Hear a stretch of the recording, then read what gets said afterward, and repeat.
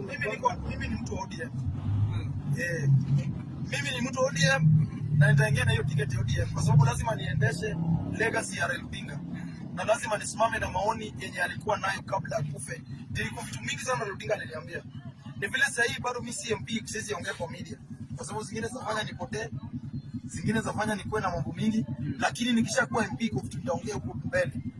Ndio nimekuambia lazima nikuwe juu. Hata Raila Odinga alijua na alitaka ya kwamba nikuwe MP 27. So nitakuwa nitakuwa watu wananiambia story ya pesa. Pesa iko watu watanipea bwana. 50-60 milioni iko watu wataweka. Bado pesa uko nayo. Wataweka hiyo pesa wataweka. Na mimi bado ni mkora bro. Mimi ni mkora. My friend. Hiyo nitakuwa MP 2027. Naambia wengine wanafikiri ni mchezo. Mimi nitakuwa MP na watu kutarajia mimi wale kwa National Assembly. So to hope ukishakuwa MP because tunaona unaenda kuchukua na kuombea.